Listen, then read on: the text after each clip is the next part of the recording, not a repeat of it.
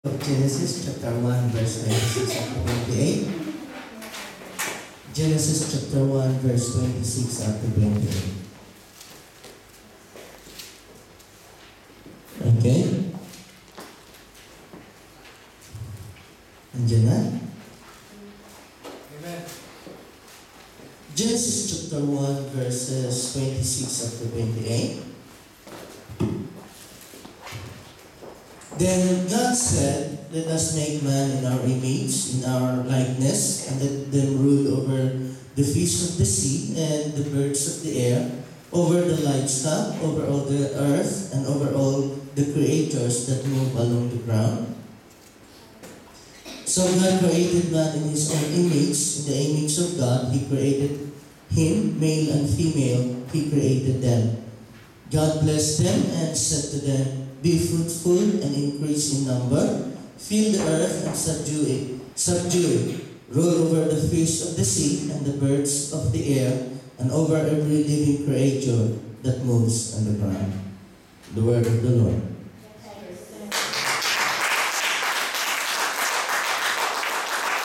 Tayo po ay manalangin. O Diyos, kami po ay nananalangin sa iyo, Panginoon, sa sandaling ito. Ikaw po ang samagtanglaw ng aming pangunawa. Nang sa ganun po, O Diyos, kami po ay makapamuhay ayon sa iyong purpose ng pagkalikha sa amin. Dalangin namin, Lord, na hindi po namin sasayangin ang aming buhay, ang aming panahon, aming oras, ang aming araw, ang aming buwan, ang aming taon na binibilang sa mundong ito, Panginoon, kundi ito po ay aming igugugol sa layunin ng iyong pagkalikha sa amin. At Lord, habang kami ay tumutugon sa iyong panawagan, dalangin namin ikaw ang magpala sa aming mga pangangailangan. In Jesus' name. Amen. Amen. Pwede na po naman sa libro.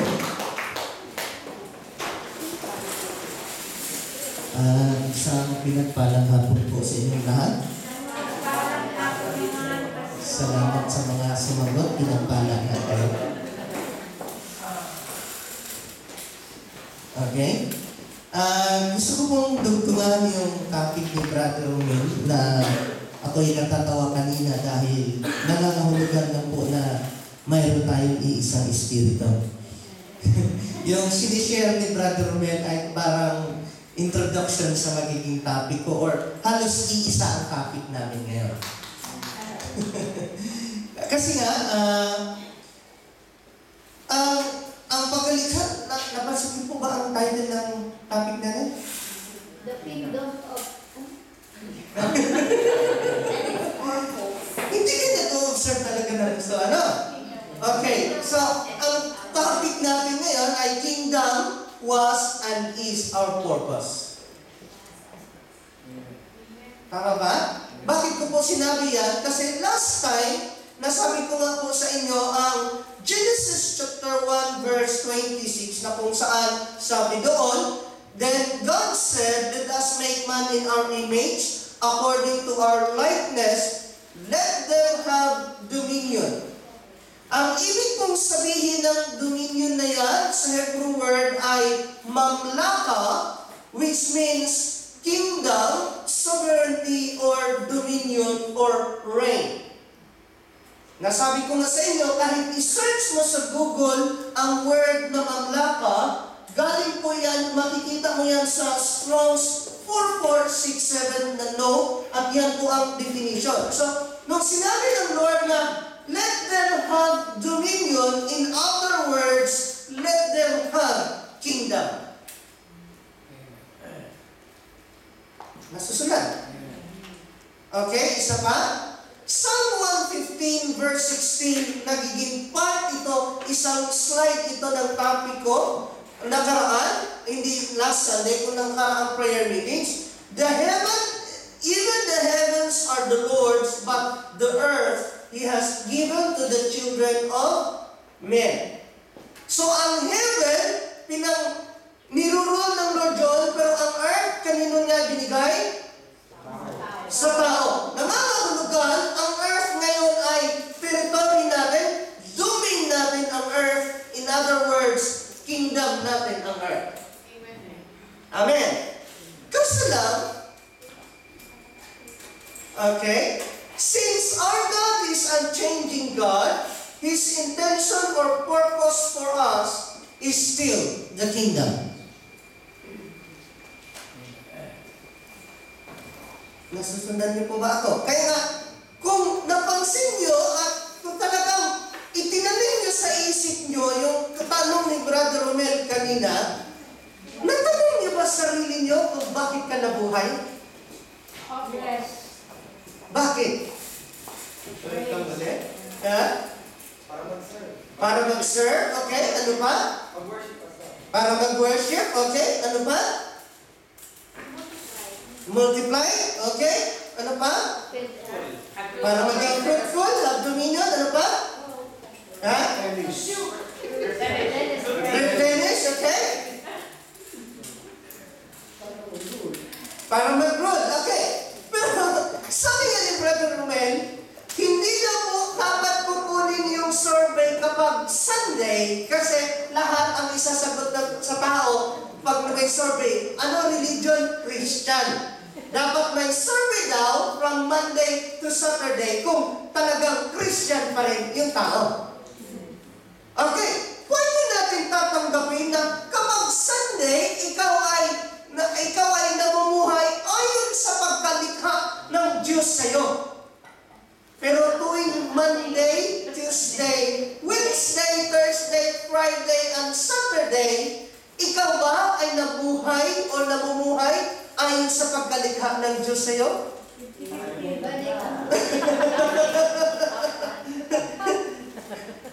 So, magandang katanungan po. Topic po natin ngayon is Kingdom was and is our purpose. Kasi nga, gusto kong malaman natin ngayon, ano nga ba ang purpose? Bakit tayo nabuhay? Bakit na ba tayo nilikha ng Diyos? Okay? To spread the gospel.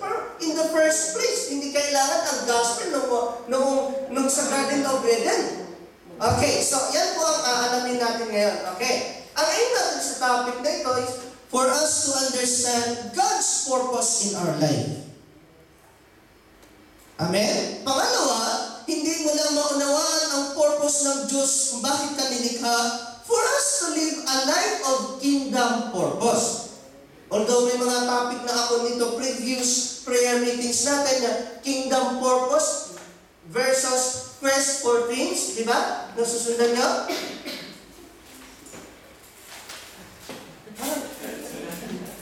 Nakakabingi ka na, Pastor. Parang ganyan ang dating nyo.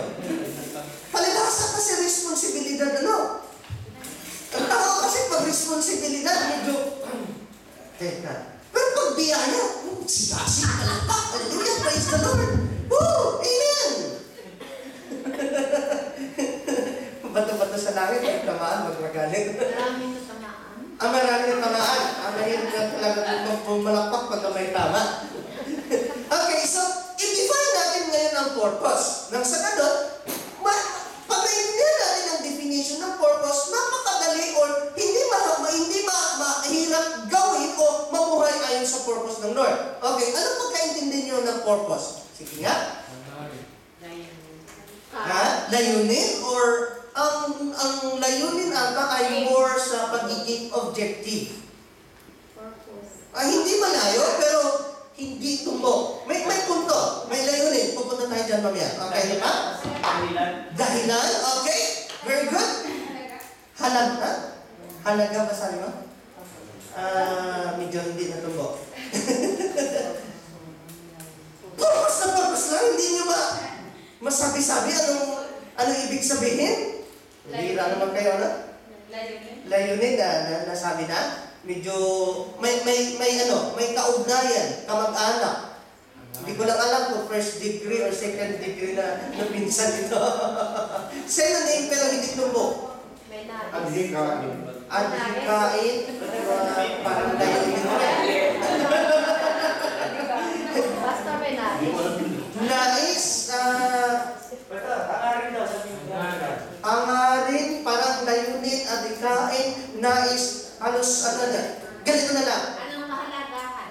Ang kahalagahan, yun nga sinasabi nito. Ang ibig sabihin ng purpose is the original intent for the creation of a thing.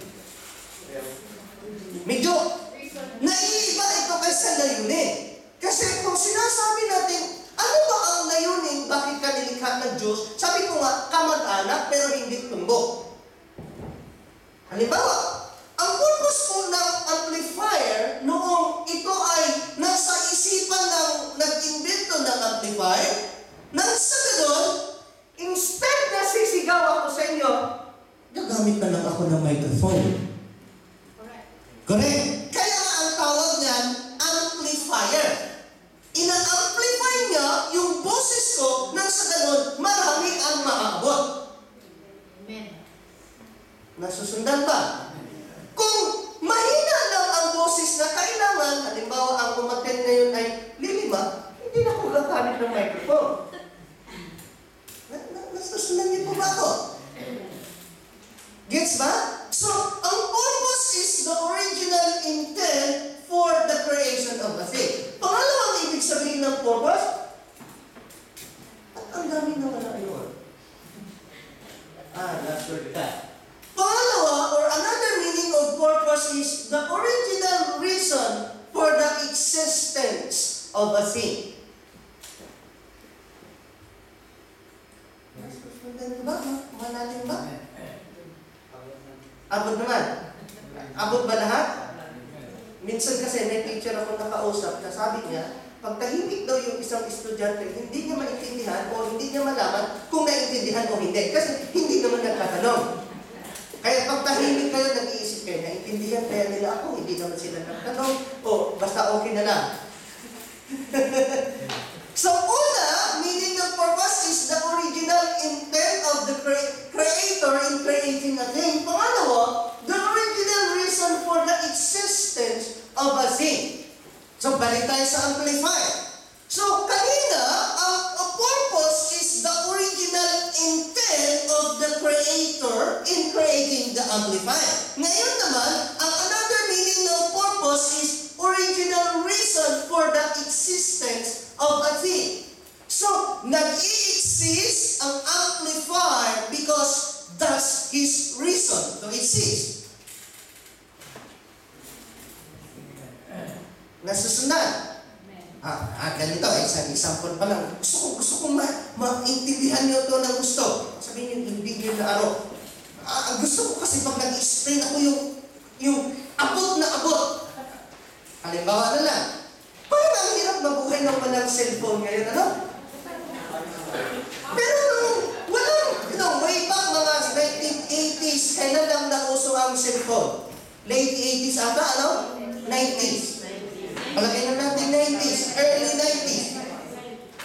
Noong wala pang mga cellphone, mga tao noon, nakakapag-date naman sila. Nag-aabot naman, nagkikita sila sa isang lugar.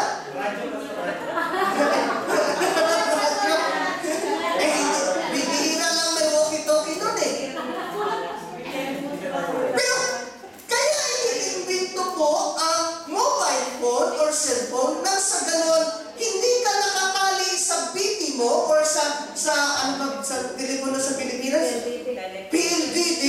Hindi ka nakatali kasi, halimbawa, noong wala pa ang mobile phone, ganito ang usapan natin, sa alas 2, mag-meet tayo sa Cubao. Pagdating ng alas 2, wala pa yung kausap mo. Nauso ang text, nauso ang cellphone, saan ka na? Dito na ako. Napakadali. So, kapag ang purpose kung bakit nilikha ang mobile phones, nang sa ganon, kahit wala ka sa bahay, wala kang telepono, nakukontak mo pa rin.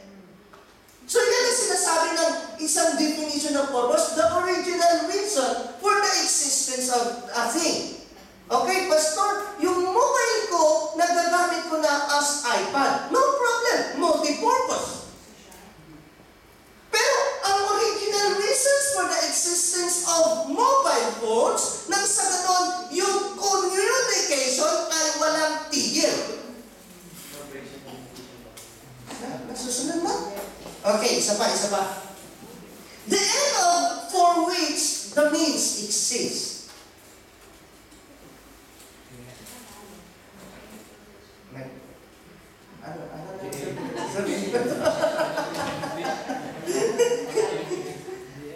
Maliwanag ba?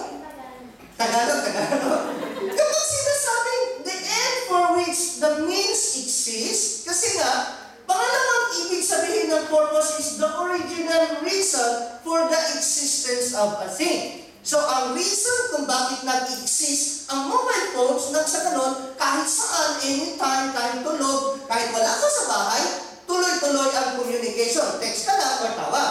Ngayon naman, the end for which the means exist.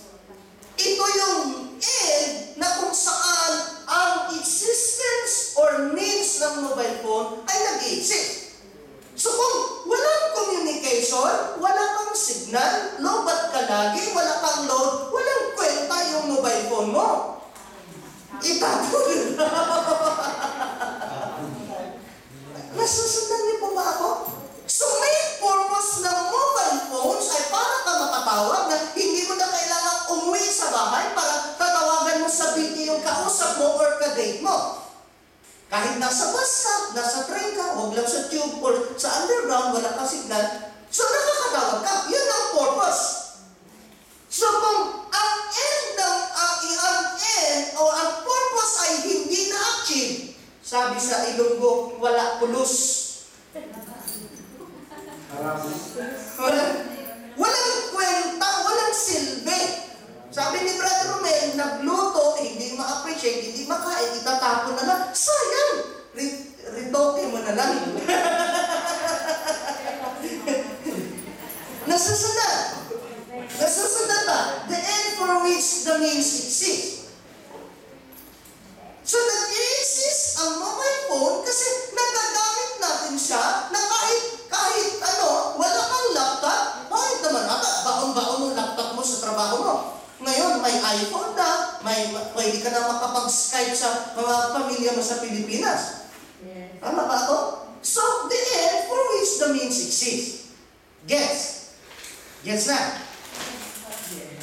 Okay, isa pa, the cause for the creation of a thing. Ito yung dahilan. Bakit ba inimbento? Bakit ba nilikha ang mobile phone? So, yan ang cause. Yan ang purpose. Klaro naman siguro yan. Pag hindi pa klaro, inom ko na lang. Isa pang meaning ng purpose is the desired result that initiates production. By the way, ang topic natin ngayon is about kingdom was and is our purpose. Nilikha tayo ng Diyos for a purpose na tayo ay magkaroon ng kingdom, in which I will explain it later. So, dinidefine lang natin ngayon ang meaning ng purpose. Yes. So, ang desired result ng pagka-create ng mobile phone is continuous communication. Na mayroon na akong sinabihan kagabi, matulog ka na, baka hindi ka naman antukin sa prayer meeting bukas. Sabi niya, hinihintay ko pang magising ang nanay ko para makaskype ko. So, yan ang desired result na nag-initiate ng production. Nasusundan ba? Maliwanag. Okay, isa pang meaning ng purpose is the need that makes a manufacturer produce a specific product. Nasabi ko nga sa inyo, parang napakahirap mabuhay ngayon na wala kang mobile phone. Parang napakamahirap mabuhay na wala kang internet. Bakit kasi? Nakasanayan na natin yan. Nasa IT generation na tayo ngayon. Amen. Parang sabi nila, yung mga matanda daw, or sa isang kasabihan, old dogs never learn new tricks. English yun. Old dogs never learn new tricks. Tagalogin ko, Pastor. Yung mga may edad na, ang hirap daw mag-cope sa IT. Sabi nila yun. Kung mag-cope mo, na mas magaling. Ang point ko doon is, wala iba na ang generation natin ngayon na dahil nga sa mga minang-manufacture ng nag-manufacture ng laptop, nag-manufacture ng mobile phone, nagkaroon ba ng production dahil may need? Nasusundan niyo po ba ako? Kung walang need ng communication, hindi natin kailangan ng mobile phone. Yes. Okay, isa pa? The destination that prompts the journey. Halimbawa,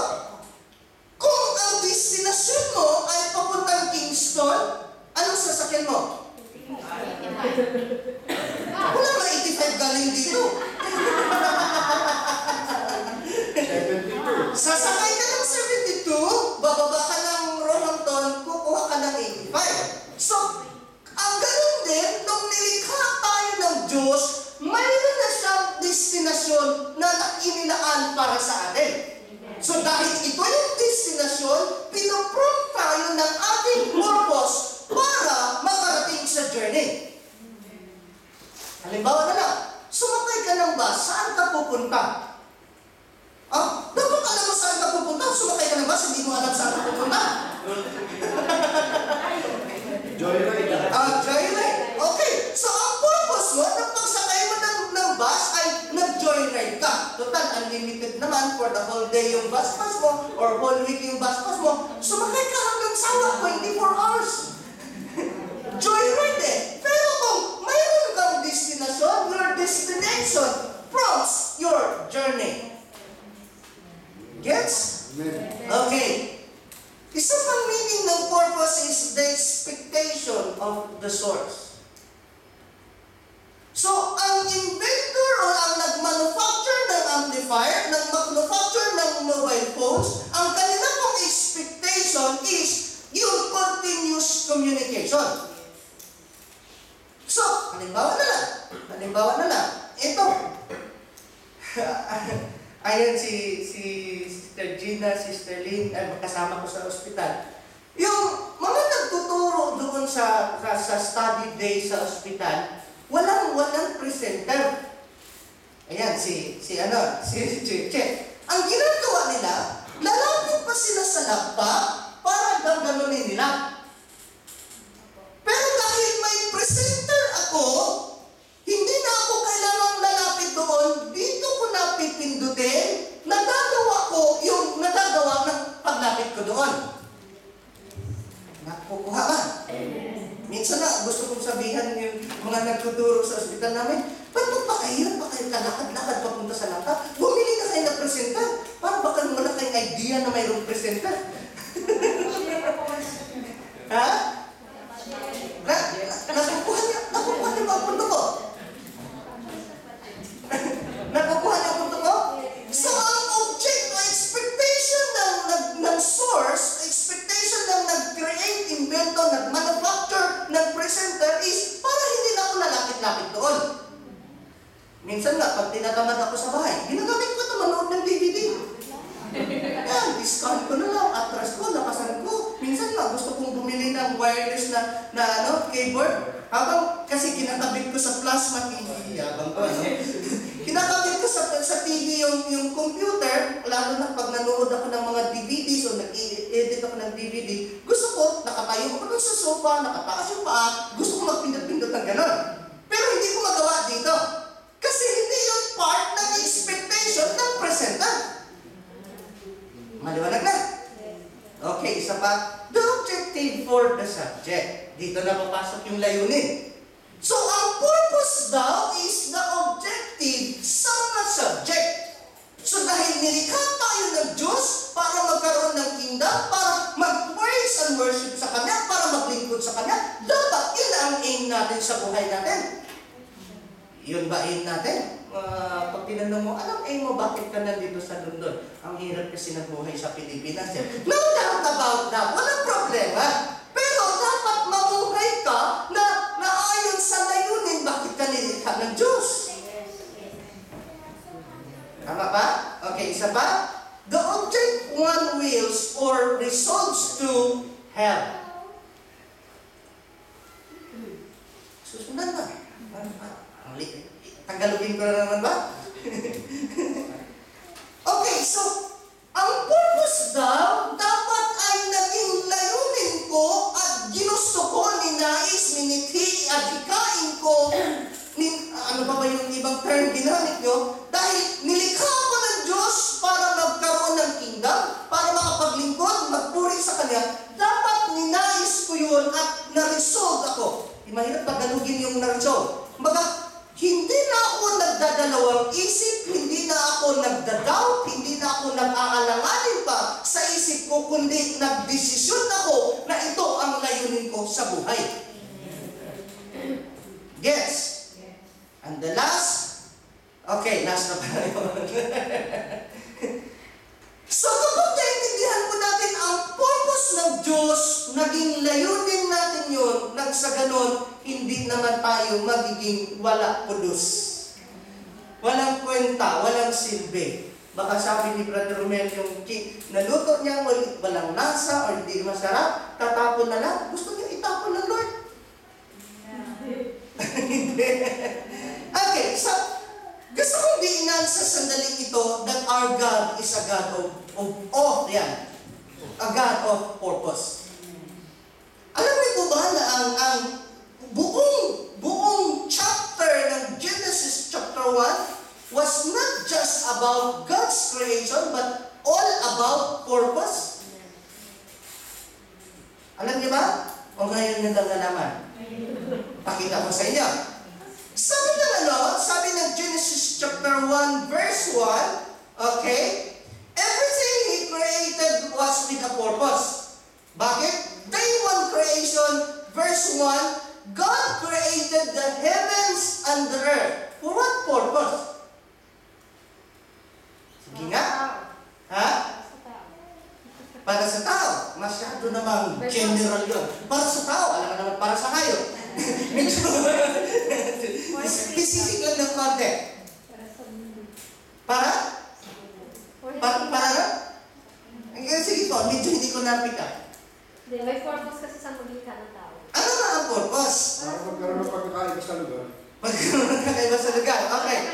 Ano naman din? Sabi ng verse 2 kasi, darkness was on the face of the deep. Basahin ko sa inyo ng buo ha, para makita nyo na hindi lang pa ng book of creation, a chapter of creation of Genesis chapter 1, but it is a chapter of purpose. Okay. Genesis chapter 1 verse 1, in the beginning, God created the heavens and the earth. The earth was without form and void, and darkness was on the face of the deep. And the Spirit of God was hovering over the face of the waters. Then God said, let there be light, and there was light. Kaya siya nag-create ng heavens and earth nang sa ganon, ano nangyari? Ha? Lagyan ng ilaw. It makes sense. Okay, tuloy. God said, let there be light. Sa langit, hindi kailangan doon ang liwanag because the glory of the Lord is the light of the kingdom. So, kung hindi siya nag-create ng heavens, hindi siya nag-create ng earth, wala siyang kailangan ng ilaw. Because there was deep darkness, or there was darkness in the deep of the earth, God said, let there be light. Maliwanag na kung bakit siya nag-create ng light. Nasa ganun, may liwanag. Kasi puno ng kadiliman eh. Nasusunod ba? So kung walang kadiliman, no need to create light. Maliwanag ba? Actually, yung ilaw na yan, kung nakakabasa ko na wala yan, hindi na natin kailangan yan. Maliwanag? Okay, tuloy. God divided the light from darkness. So dahil sabi doon, puno ng ulitin ko kabasa, verse 2, and the earth was without form and void, and darkness was on the face of the deep. So wala nang form. Imagine mo na lang ang mundo na walang form. Walang triangle, walang square, walang rectangle, walang circle, walang ulo. Walang form eh. So yan ang reason na kinreate niya ang heavens and earth kasi nga walang form. Sa ganun, magkaroon ng separation ang earth at saka heaven at saka ang darkness at saka light. Nakukuha niyo? About. Kasa, okay. God divided the light from darkness. So para may dilim, may liwanag, nag-create siya ng light. Kasi sa totoo lang, there would be no light if there's no darkness. Nasabi ko nga sa inyo, hindi natin kailangan yan kung walang dilim. Nasusundan, okay? God saw that it was good. Magandang tanong dito, bakit sinabi ng Bible na God saw that His creation was good? Sige nga. Hindi pa kayo nakasagot. Ewan ko talaga sa inyo kung saan ang isip nyo. Remember, our topic is purpose. Kasi sinabi ng Bible that God saw that it was good because His creation served its purpose. Kasi gusto niya magkaroon ng separation ng darkness at saka sa light, magkaroon ng form ang earth, at saka magkaroon ng separation ng heaven at saka sa earth, kinreate niya. Okay, day 2. Maliban pa doon, God called the light day. God called the light day. And He called the darkness night. Maliwanag, nasusundan. So maliwanag na, hindi lang kinreate ng Lord ang kanyang creation, kundi kinreate niya ito kaakibat. Malalim yun. Kaakibat, kumbaga nakakabit na ang purpose ng pagka-create. In other words, walang kinikreate si Lord na walang purpose. Example pa, para makumbinsin talaga kayo ng gusto ba? Alam niyo ba kung bakit may balahibo ka sa ilong? Filter. Para masala or ma-filter yung ano? Yung yung alikabok. Biruin mo ba naman kung walang balahibo sa ilong, hindi na-filter yung alikabok. Yung alikabok hindi diretso sa baga. Dahil na-filter yung alikabok, katunayan yan na na-filter yung alikabok, may kulangot ka. Tama ba ako? Ito pa. Alam niyo ba kung bakit may, hindi luga ha? Ano ba tawag sa Tagalog ng earwax? Tutuli. Atulik kasi sa Bisaya. Alam mo ba kung bakit may tutulikan? Hindi. Wala kang tutulik? Kasi Meron. yes. Mali yun. Para bagang sinasabi mo, may tutuling, hindi naglilinis. Lilinisin mo at hindi. May tutuling talaga yan. For what purpose? Sige nga. Para ma-prevent yung germs na papasok doon sa inner ear natin. Ewan ko kung nakakita kayo ng tao na naglagay ng sigarilyo dito, inilalabas yung usok dito. Wala kayo nakita? May connection yan. Yung sa tenga natin, may connection yan na lalabas dito. Hindi ko alam kung paano gawin yun. Alam ko, ano ko sigarilyo dito, palabasin ko sa ilong. Napakadaling i-explain yun. Pero yung galing sa tenga, hindi ko madaling i-explain yun. Ang point ko lang doon, kung walang earwax dyan, yung mga mikrobyo, papasok na lang diretso doon. Nasusundan. Yes ba? Kung yung balahibo sa ilong may purpose, yung tutulig may purpose, huwag mong sabihin, nilikha ka ng Diyos, walang purpose.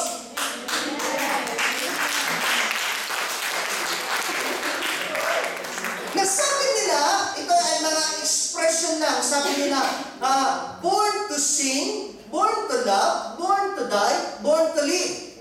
No, you are not born, you are not created to die. Inilikha ka ng Diyos kasi may purpose. Amen. Ang problema natin, hindi natin alam yung purpose. Yes? Yes. Okay. Tuloy. Day to creation, He created the firmament in the midst of the waters. Paano ba tagalogin ang firmament? Mahirap tagalogin dahil lalo ako'y Bisaya. Ang purpose ng firmament, to divide the waters from waters. Sabi ko nga sa inyo, after na naglagay ng Lord ng creation, nakakabit agad yung purpose. So ang purpose kung bakit niya kinreate ang firmament in the midst of the waters, to divide the waters from waters. Yes. Okay? God called the firmament heaven. Natapos ang day 2. Day 3 creation, waters gathered in one place. Kinumand niya na ang tubig mag-ipon kayo sa isang tabi. For what purpose? Yes! Ipinagtabi niya, pinagsasama niya ang tubig nang sa ganun may lupa. Imaginin niyo na lang kung hindi nag-create ng Lord ng lupa, hindi mga hukoy at siril na tayo ngayon.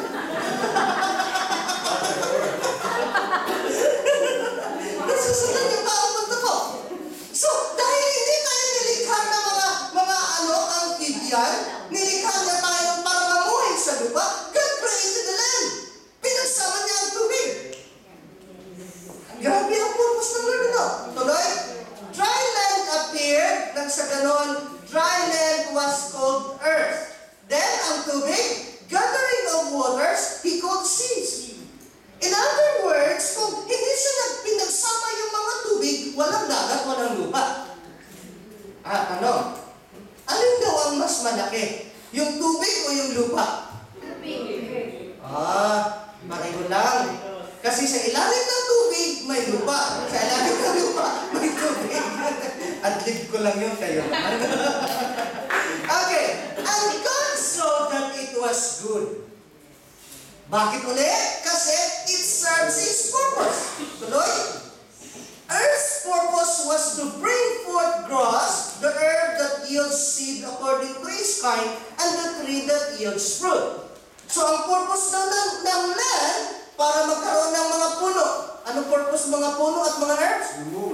Para mamunga. Nang sa ganon? May makain. Very good. Maliwanag. So, lahat ng creation ng Lord, nakakabit agad ang purpose. Okay, therefore, He said, let there be lights in the firmament of the heavens to divide the day from the night. Klaro. Klaro. Saan nung sinabi niyang, let there be lights to divide? Purpose yan. Gets? Okay, tuloy. Let them be for lights in the firmaments of the heavens to give light on the earth. Maliban pa noon, then God made two great lights. Ano yun? Sun and moon. Ang sun, the greater light, through the day, and then the lesser light, the moon, through the night. Napakagandang purpose. Bakit naman ata gabing-gabi yung araw tirik na tirik? Okay. God set them in the firmament of the heavens to give light on the earth. Maliwanag. To rule over the day and over the night. So, initugtong agad yung purpose. Okay? To divide the light from darkness. Inulit na naman niya. Okay? And God saw that it was good. Sabi nga daw noong naglalakad si Adan, noong wala pa si Eva, mayroong buwan, sabi ng background daw, there's a lover's moon tonight. Nasusundan ba? Day 5 creation. Let the waters abound with an abundance of living creatures. Dati, nung siniparate niya ang tubig na isla, wala pa. Wala pa. Ngayon sabi niya, let there be abundance of creation in the waters. Para ano? Para may fish market. May makain tayong isda. Di ba? Okay? Isa pa. Birds fly above the earth. Ang mga ibon, pagkain na yan. Lalo na pugo. Nung nagreklamo kami ng Israelita, pinadalan sila ng pugo. Ang baba ng lipad, dami na nilang kinuha. Pagkain nila sa atin. Okay. God created sea creatures and every living thing that moves. Nasusundan. Para saan? Ha? Para sa tubig. Pangit naman. Masyado naman alam. Nilikha naman ng Diyos ang tubig. Nilikha niya ang isla. Para sa tubig. Para sa tao. So, inuna na ng Diyos yung kakainin ng tao. Inuna na ng Diyos yung ulam at karne ng tao bago niya nilikha yung tao. Ay, pangit naman. Panganak na yung tao, na-create na yung tao. Anong ulam? Ay, teka, nakalimutan ko. Mag-create muna tayo. No! Napaka-systematic ng ating Lord. Okay, tuloy. And God saw that it was good again.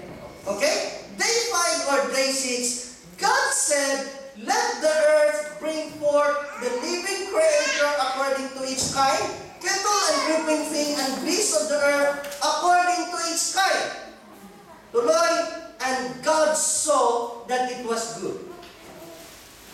sunod na ginawa sa day 6? Tao.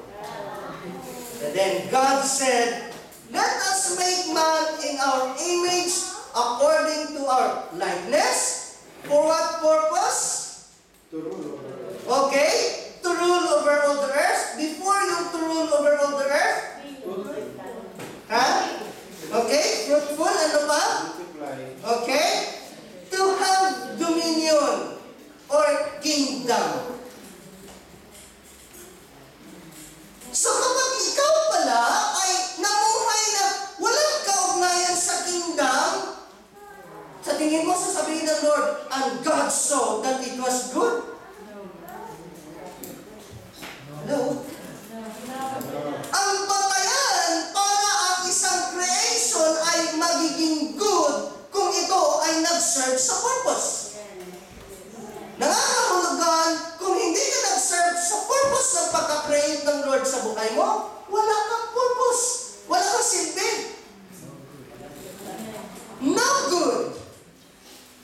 You're good as nothing. Okay? Then God blessed them and said to them, be fruitful and multiply. So ang unang purpose ng pagka-create ng Lord is for us to have dominion or to rule over all the earth. Be fruitful and multiply. Unang yung sinabi yung be fruitful, hindi lang multiply. Baka naman nag-multiply, hindi naman fruitful.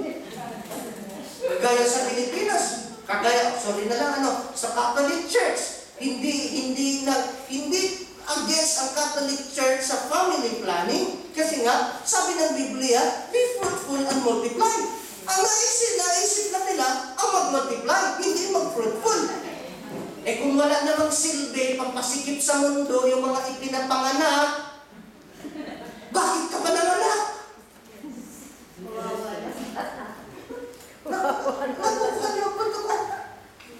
Lalo sa Pilipinas ngayon, hindi porket marami ang populasyon sa Pilipinas ay magandang bansa ang Pilipinas.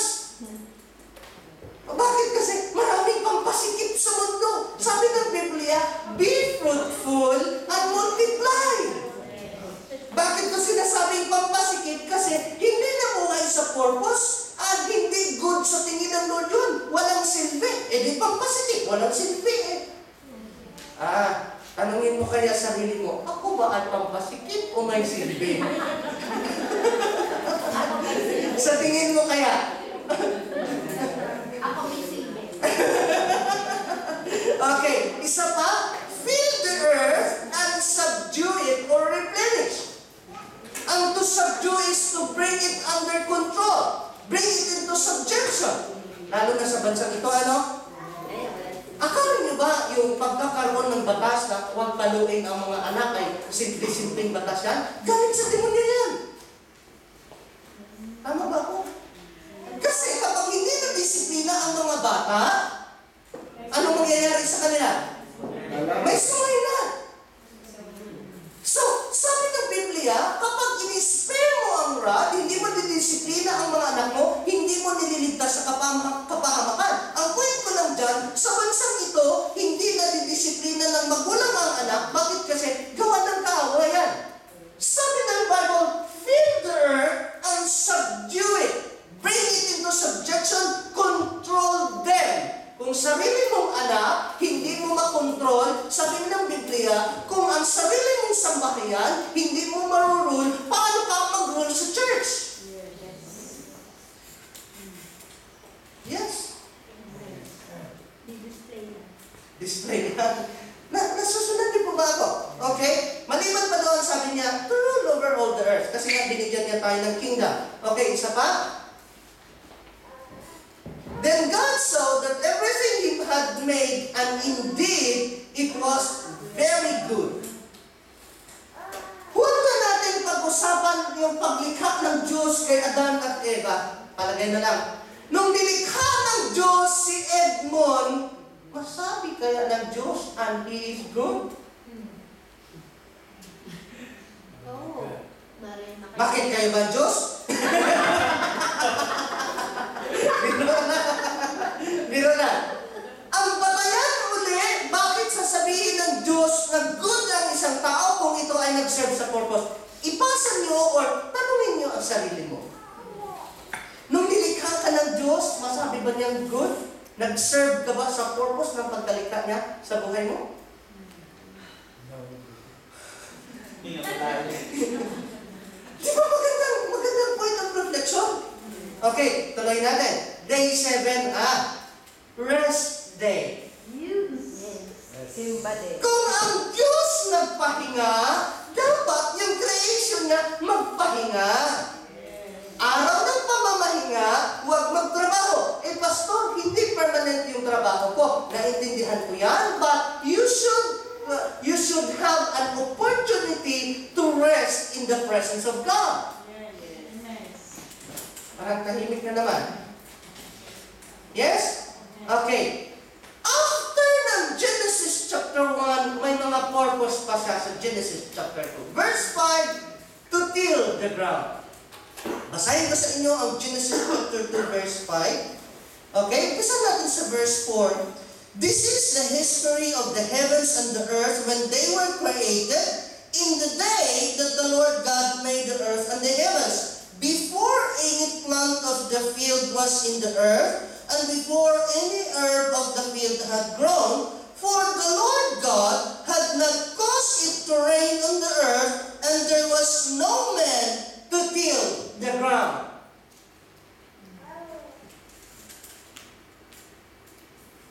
Kailangan ko pa bang Tagalogin?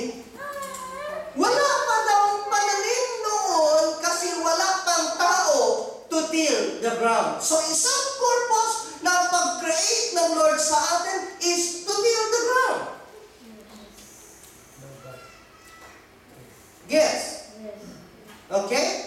Pastor, huwag niyo naman akong pilosopihin. Wala kaming lupa dito sa London. Sinabi ko bang meron? Isang purpose lang yan. Magiging productive baga. Okay. Matthew chapter 13, verse 37, He answered and said to them, He who sows the good seed is the Son of Man. The field is the world. The good seeds are the sons of the kingdom, but the tares are the sons of the wicked one. So, hindi literal na lupain ang ating bubungkalin, kundi sabi niya doon, the field is the world. Maraming mga kaluluwa, hindi nakakilala sa Lord. Yun yung i-cultivate natin, bubungkalin natin. No wonder, sabi ng Lord, marami ang aanihin, kukunti yung maggagapas. Bakit? Kasi marami yung manggagawa, pero nagtanim, pero hindi lahat gumagapas. Yes ba? The harvest is plenty, but the laborers are few. Yes, I am a laborer. Did I reap soul into the kingdom of God? Parang hindi na kayo naani sa kingdom ng Lord pag hindi kayo makasagot niyan. Nasusundan niyo po ako. So, kahit anong klaseng manggagawa, kahit isang manggagawa, naglilingkod sa Lord, tumutugtog, naglilingkod sa Lord, nagluluto para sa gawain ng Lord, naglilingkod sa Lord, but it should be connected na doon sa pagbubungkad ng lupa para mayroong maaning kaluluwa. In other words, kahit ano pa mang ginagawa natin sa Lord, kung hindi ito kakantong sa pag-ani ng kaluluwa sa kingdom, what purpose do we serve?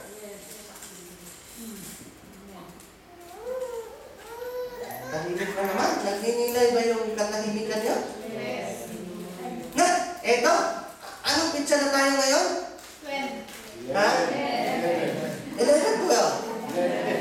11. What's 11 na tayo ngayon? Ilang buwan na ang nakalipas sa 2012? Dalawa na. Dapat, di ba, every month mayroon tayong 6 na kaluluwa, regular attendees, madagdag sa God Most High Christian Ministry. Sa loob ng January, hindi tayo naka-6, siguro nakadalawa. Sa loob ng February, butaw, itlog, 0. Tapos magma-March na naman, wala pang nadagdag, mag-i-April na naman. Sa tingin niyo, magiging 100 tayo by January 2013? Dapat magnilay tayo dyan. ano lang yung ginagawa natin. Anong mangyayari sa church na ito? Hindi ako ang mananagot, kundi tayong lahat. As I have told you, you cannot do nothing or you cannot do anything without me, but I cannot do anything without you. Yes. Sana naman yung katahimikan. Kailangan ko na talagang kumilos. Yes ba? Kasi sabi ng Lord, till the ground, be fruitful, multiply. Okay? Luke chapter 10, verse 2, then he said to them, the harvest truly is great, but the laborers are few. Mayroon na namang mga laborers, pero kung walang harvest, anong silbi ng pagle-labor? Yes? Okay? Isa pang purpose bakit nilikha tayo ng Lord, to inhabit the earth. Nakatiwangwang yung mundo kung wala siyang creation. Sino ba dito ang nagpabili ng bahay sa Pilipinas o nagpatayo ng bahay sa Pilipinas? Minsan nga may mga nakita ko, 7 bedrooms, 6 bedrooms, at ito yan. Sino titira? Pinatira ng kapatid, yun ang pala nakatitulo sa kapatid. Hindi sa'yo, katay ka. So, kapag nagpatayo ka ng bahay, bumili ka ng bahay, dapat may titiran. Ganon din, nung nilikha ng Diyos ang mundo, nilikha na yung tao, bakit titira sa mundo? To inhabit the earth. Yes? Okay? It is not His intention for us to leave the earth and go to heaven as He has brought the kingdom of heaven to us. Na minsan nga, mentality kasi natin, sana mamatay ka na para kukunin ka na ng Lord, mapunta ka na ng langit. No. Our purpose, bakit tayo nilikha ng Lord, is to inhabit the earth, not to leave earth and live on the heaven. Gusto ng Diyos, datihin niya yung kingdom of heaven sa atin. Matthew chapter 4 verse 17, repent for the kingdom of God, kingdom of heaven is at hand. You don't need to die to go to heaven. You need to repent for the kingdom of heaven to be in your place, in your own circumstances. Amen? Okay? To tend and keep the garden. Kanina to till the ground, ngayon to tend and keep the garden, because as I have said, Adam and Eve's first sin was to allow the existence of the devil in the garden. Kaya nga, may mga garden ang ginagawa para hindi maanhan ng kung ano-ano mga hayop. May bakod. Bakit kasi? Responsibilidad natin yun to keep the enemy away from the garden. Pero ang ginawa ni Adam at saka ni Eve, they allowed the presence of Satan in the garden. Sabi ng Lord, keep the garden. Yes? Okay? Purpose is the basis of success. Diba sabi ko kanina, sinabi ng Bible that God saw that His creation was good because they serve their purpose. When the Bible tells us, sabi ko na, if you don't serve your purpose, you're not good or you're good as nothing. Ito ba ito sa langit? Yan po ang katotohanan. Nasundan ba? Sabi niyo nga, kung ang mobile mo, ang cellphone mo, hindi makatawag kasi walang signal, hindi makatawag kasi sira yung telepono, hindi makatawag, walang load. Lahat ng dahilan, andun na sa cellphone mo para hindi makatawag. Itapon mo na yung cellphone mo. Walang kwenta. Okay, success is not what others say we are. Minsan kasi, o hindi minsan, ewan ko lang kung aamin kayo na hindi naaalis sa atin yun na para bagang laging importante sa atin kung ano yung sinasabi ng ibang tao sa atin. Sometimes. Sometimes or most of the time? Sigurado ka? Ganito na lang. Nung pinaayos mo ang bahay mo, yun ba ay ayon dahil sa gusto mo ng komportable or at least man lang part ng consideration mo, baka masabi mo, ay kasi nandun sa London yan. Yes. Ala. Nagpadagdag lang ng kwarto. Nagpadagdag lang ng kwarto. Pero hindi ba apektado doon or part ng consideration mo yung anong sasabihin ng kapitbahay mo? Ay, ito na lang. Yung ikaw ay bumili ng damit, lalo ng branded na damit. Ikaw ba ay bumili ng damit dahil dahil komportable ka, lalo na kung ito naman ay ayon sa budget mo, or dahil gusto mong bumili ng napakamahal na damit kasi ang iniintindi mo, yung iniisip ng mga taong nakakita sa'yo sa Facebook?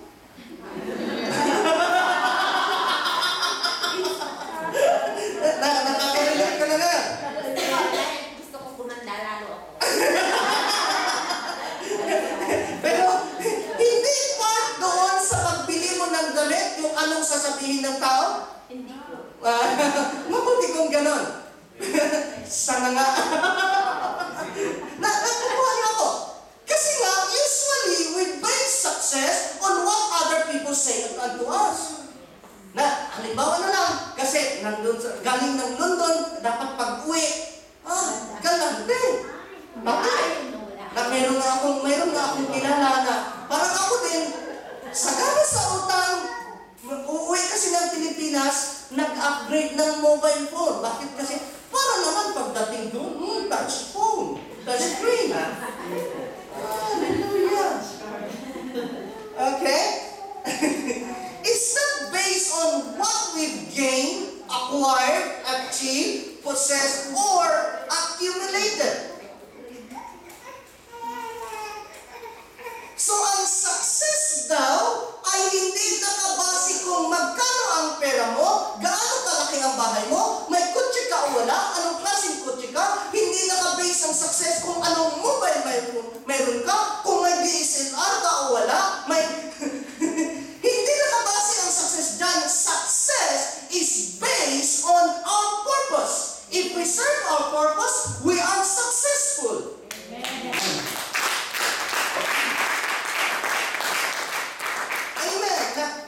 Nasabi nga ng kapatid ko na nung nakita niya yung picture sa Kenya, sabi niya, Tol, congratulations, at least you serve your purpose.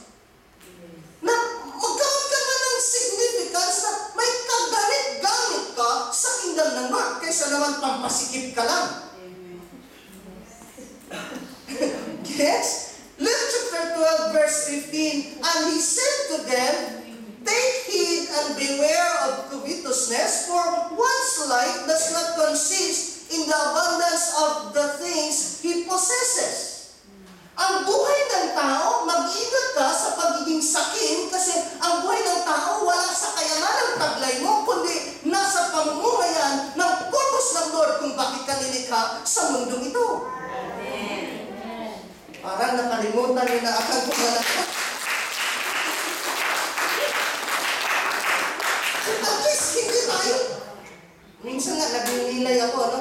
Paano? Yung mga kasama ko sa El Shaddai, sorry na lang, yung mga kasama ko sa El Shaddai, siguro ang pinipreach nila hanggang ngayon ay mga siksik-liglig at umaapaw, taas ng passport, taas ng prayer request. There's nothing wrong with that. Pero kung hindi ka man lang aangat, hindi ka man lang umasenso, hindi ka man lang nag-grow deeper sa iyong relationship sa Lord, what's the point? Nagpapasalamat ako, hindi ko inangat ang sarili ko na ang dami-daming nauna sa aking nangangaral doon, pero ngayon, masabi kong, sinagasaan ko na sila. Hindi na puro blessing yung pinipreach ko. Bakit? Kasi ang blessing, kusa na lang darating yan. Seek ye first the kingdom of God, and all these things shall be added unto you. It doesn't need to be preached. Amen.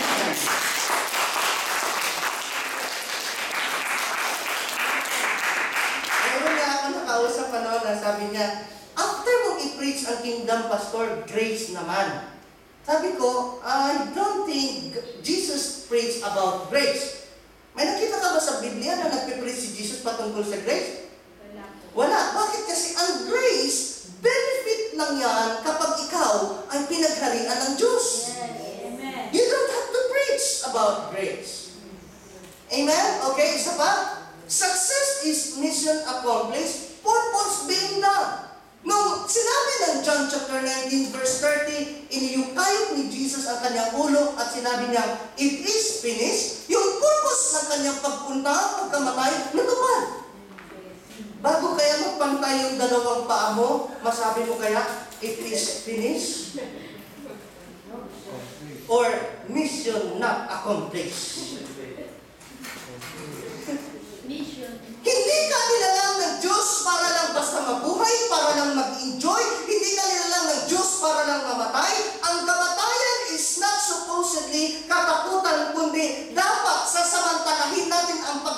pagkakataon na bago mamatay, natupad natin yung purpose. Hindi yung kumain ka bago ka mamatay, mag-enjoy ka bago ka tatanda at makatikim ka pa ng lasa, makita mo pa yung kulay ng pera. No! Mamuhay ka na aayon sa purpose ng Lord. Ano yan? Purpose is what makes us fulfilled and satisfied. Okay, halimbawa na lang, hindi tayo lalayo.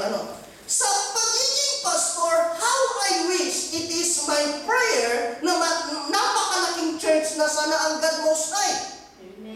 Pero, dapat ko rin intindihin na kahit hindi pa naabot yan, patuloy pa rin ako maglilingkod. Ang point ko lang doon, kung mamatay ako ngayon, at least, mayroon na akong reason na masabi ko na, I serve my purpose. Hindi na naman natin ang amen nyo. Parang kukontra kayo. Parang wala ba ako silbi? Ayaw ko yung mamatay ngayon. Ayaw mamatay. Yan yung sinasabi ni Paul sa Philippians chapter 1 verse 21.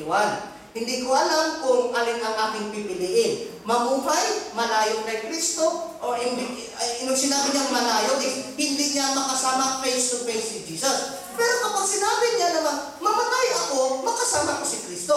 Sabi niya, hindi ko alam, pag namatay ako, makasama ko si Kristo, mamuhay ako, maglingkod ako kay Kristo. Sabi niya, alam ko na ngayon, ako'y hindi pa mamamatay kasi namuhay ako sa purpose ng Lord. Amen. Amen? Illustration. Mayroong isang rich man at the age of 17, napakayaman, millionaire. Pero, tumalon sa dagat, gusto magpakamatay. Sinagip siya ng isang 20-year-old man, sabi ng 70-old man na mayaman, sabi niya, hayaan mo na akong mamatay. Ikilala ng binatang nagsagip sa kanya, ang taong ito na napakayaman, napaka-successful. Nagkaroon siya ng palaisipan. Bakit ka magpakamatay? Napakayaman mo, tagumpay ka, dami mong business, tinitingala ka ng tao. Pero sabi ng matandang mayaman na ito, ano pa ang saysay ng pagiging successful ko sa tingin ng tao kung sa sarili ko mismo, hindi ko alam bakit ako nabuhay? Sabi nga, balik tayo sa tanong ni Brother Romel, natanong mo ba sarili mo? Tinanong mo ba si Lord? Anong purpose niya? Bakit ka nilikha sa mundong ito? Natanong mo ba sarili mo? Okay, may purpose ka. Bakit ka nagpunta ng London? May purpose ka. Bakit ka nagpunta ng church? Although may iba pumupunta ng church kasi nag-i-expect sila ng tulong, naggalit sa church. May mga ang ganyan. Pumupunta sila ng church kasi kailangan nila si Lord. Humingi ka at kayo bibigyan. May prayer request silang itinataas. Kaya maraming tao kapag answered prayer na, wala na sa church. Answered prayer na eh. Diyan magkaalaman kung ano ang purpose mo. Okay? His life was unfulfilled. Sabi niya, napaka-empty, hungkab, unsuccessful ang buhay ko. So sabi niya, ito lang ba ang maidudulot ng kayamanan ito? Empty ang buhay ko. So kahit mayaman siya, nagpakamatay siya kasi hindi siya nabuhay sa purpose ng Lord. Kaya huwag kang magtataka kung bakit may pera ka na. Sabi mo, Lord, makarating lang ako ng London, happy na ako. Answered prayer ka, nandito ka na sa London, Lord, may trabaho lang ako, happy na ako. May trabaho ka na, pero magdamuli, hindi ka pa rin happy. Bakit? Kasi ang fulfillment mo, although isa naroon ang contentment, ang fulfillment and satisfaction mo sa buhay nakasalalay sa purpose ng Lord na inilagay sa buhay mo. Amen? Okay. Mga palakpak yung pahina na pahina para sinasabi niyo, wala ka na works, Pastor. Everyone knows what he was, but he still don't know why he was. Kilala siya, bantog na bantog siya, mayaman siya, tinitingala siya ng tao, pero siya mismo hindi niya alam bakit siya nilikha ng Diyos. What was his purpose of existence? Bakit nga ba siya nabuhay? He'd rather die to live than to live and not know why. Kaya nga, mas importante ang tanong na why kaysa what. Totoo na. Kaya nga, kapag trinaydor ka ng kaibigan mo, hindi ka magtatanong what, kundi ang tatanong mo, why. Amen? Okay? Ecclesiastes 1:2, kapag hindi ka namuhay sa purpose ng Lord, sabi ng Ecclesiastes 1:2, meaningless, says the teacher, utterly meaningless, everything is meaningless. And lapis. Grabe ano? So, kapag sinabi ng Ecclesiastes 1:2 na everything is meaningless, kapag wala ka or hindi ka nabuhay sa purpose ng Lord. Amen. Bakit ko may garantiya sa inyo yan? Kasi si Zacchaeus, sabi niya, meaningless itong napurakot ko kung hindi ako makakilala sa iyo. Okay, wala na akong oras. Kingdom is still our purpose. Why? No wonder, He commands us to seek first the kingdom. Kasi in the first place, sabi nga, let them have dominion or let them have kingdom. Sabi nga ngayon, seek first the kingdom, okay? Live a life of significance or purpose. Yes. Paano ba tagalogin ng significance? Ano bang may kahalagahan ka, may importansya ka naman sa existence mo, okay? Proverbs 19:21, ito, tandaan niyo ito ng gusto. Many are the plans in a man's heart, but it is the Lord's purpose that prevails. In other words, maaaring may purpose ka. Sino bang wala? But it is the Lord's purpose that prevails. Nung sinabi ng Isaiah 55, verse 9, that His plans, His thoughts are higher than our ways and thoughts, ibig sabihin niya, yung purpose niya ay napakataas kung ikumpara sa ating purpose. Nahihirapan lang tayo sa buhay natin kasi ginigiit natin yung ating mga kanya-kanyang purpose.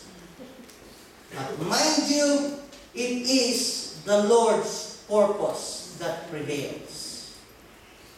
Para hindi ka mahirapan, itabi mo na lang yung purpose mo para magkaroon ka ng satisfaction, magkaroon ka ng fulfillment. Live on the Lord's purpose. Amen. Amen? Amen. Some other universal purpose, ito na yung sinasabi ni Brother Romel na tinuturo sa atin ni Pastor Alan na inilikha tayo to praise and worship the Lord. Psalm 48 verse 5, let them praise the name of the Lord, for He commanded and they were created. Command ng Lord na magpuri ka dahil nilikha ka para magpuri. So kung hanggang ngayon, medyo sa oras ng pagpupuri, ganon ka pa rin. Dapat magising ka, purpose mo para magpuri with all your might. Di bali na nakalimutan mong maglagay ng tawas, nangamoy yung pili-pili mo, basta wag mo lang makalimutan, nilikha ka ng Diyos para magpuri sa Kanya. Revelation 4:11, you are worthy, O Lord, to receive glory and honor and power, for you created all things, and by your will they exist and were created. All things were created para magpuri sa Lord. Patunayan ko sa inyo, sabi niya, kung titigil ang mga taong yan sa pagpupuri sa akin, bato ang magpupuri sa akin. Why? Because everything was created to praise the Lord. Amen. No wonder Psalm 150 verse 6, let everything that has breath praise the Lord. So hanggat may hininga ka, trabaho mo, purpose mo, magpuri sa Diyos. Huwag mong hintayin, hihingalo-hingalo ka na para magpuri ka sa Lord. Okay? Last, to bear the image and likeness of God. Kaya nga sabi ng Genesis 1:26, and God created man in His own image and likeness para, sabi ni Brother Romel, taglay mo ang reflection ng Diyos sa buhay mo. Amen? Dahil wala na akong oras, challenge. Do you now understand why you were born? Amen. Hindi ka lang nilikha ng Diyos para mamatay. Nilikha ka ng Diyos na may purpose. Would you still insist on your own purpose? Not now. It is the Lord's purpose that prevails. Would you live a life of purpose? Anong purpose mo? Okay? At least, may idea na kayo kung anong purpose. Conclusion ulit, Proverbs 19:21. Many are the plans in a man's heart, but it is the Lord's purpose that prevails. Maaaring may mga circumstances, mga pangyayari sa buhay niyo na hindi maganda, unpleasant, hindi nga dapat isipin kasi masakit, lalo na kung sugatan yung puso mo. Pero inaalaw ng Lord God to make way for His purpose. Amen. Amen? Okay, nanilihan ko po kayong tumayo.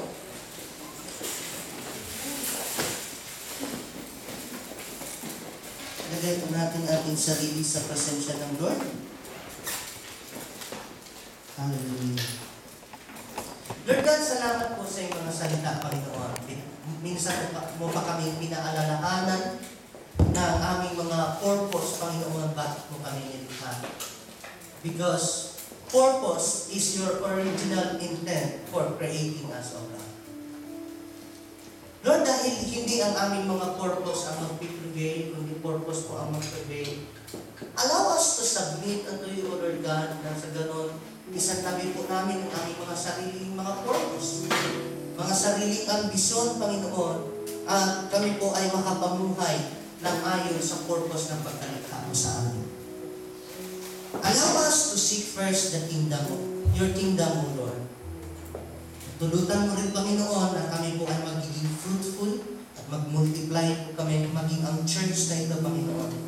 Hindi mo ini-establish ang church na ito para manatili sa bilang namin, Lord, kundi in-establish mo ang church na ito para magiging part ng revival to bring more souls into your kingdom, O God. So, dalangin namin, Lord, samahan niyo po ang aming pagpapagal. Na hindi po ito masasayang, ano man ang aming ginagawa sa iyo, Lord God, hahantong po ito sa pag-aani ng kaluluwa. Dahil one purpose, Panginoon, na pagkalikha mo sa amin is to till the ground, to cultivate the ground, to till and keep the garden, Panginoon. At kaya iniingatan to, inaalagaan ang garden, at sa gano'n, magiging fruitful, makapamunga, mag-aani ng sagana, at ang bunga na ito ay manatili sa amin.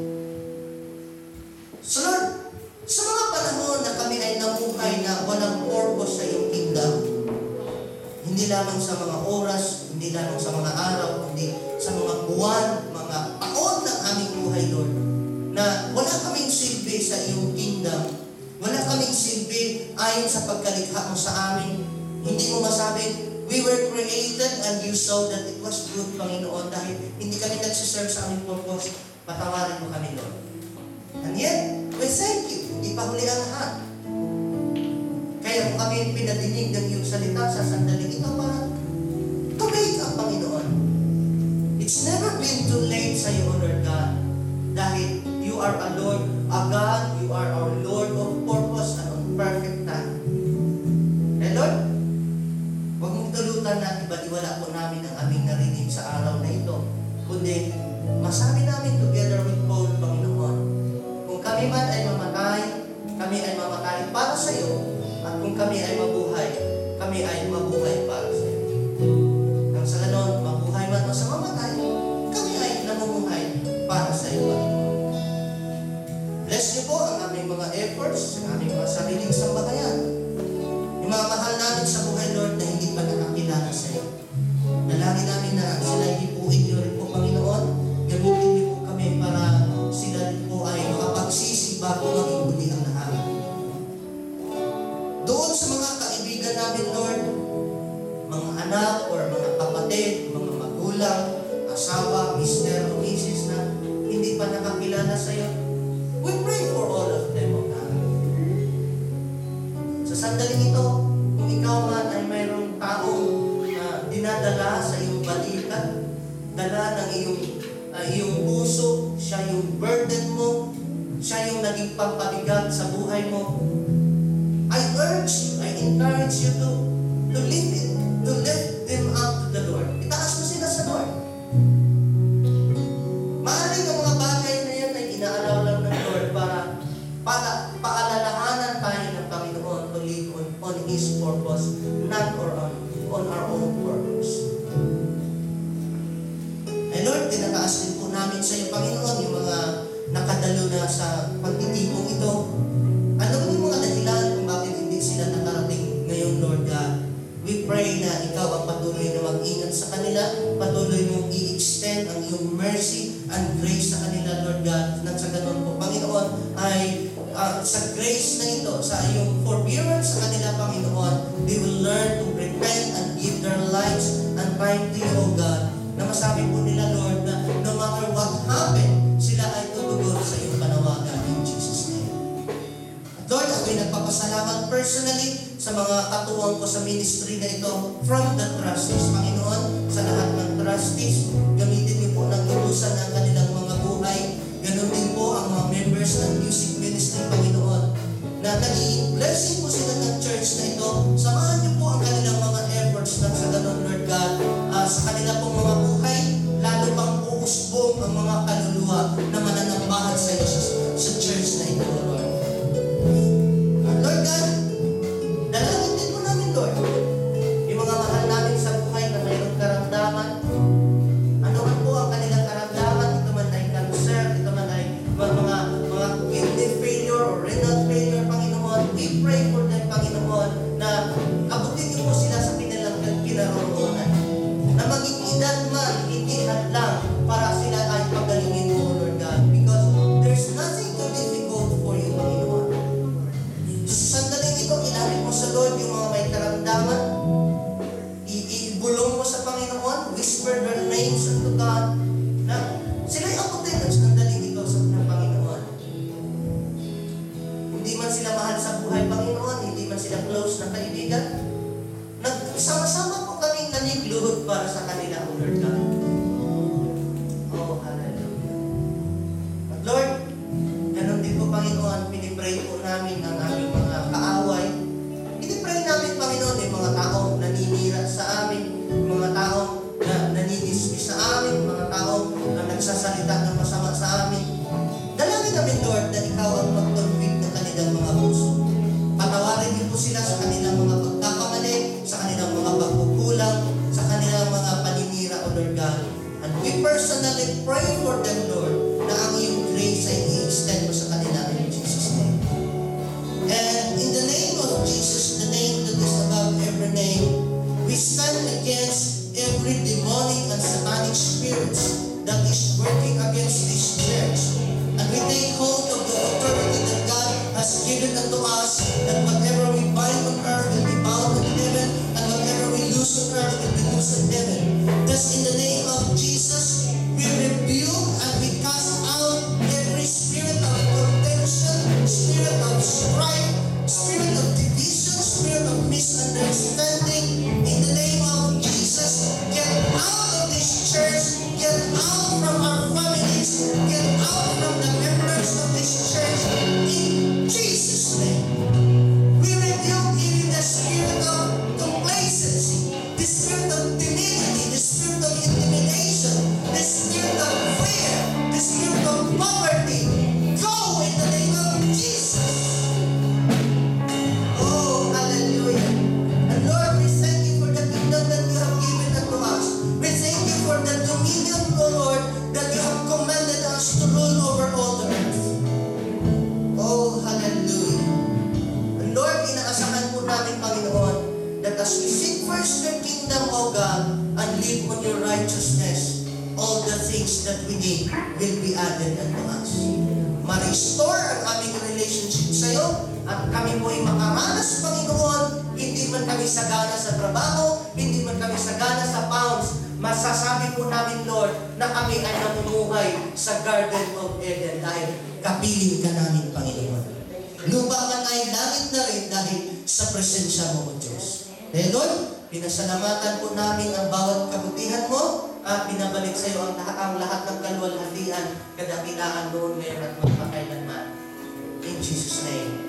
Amen.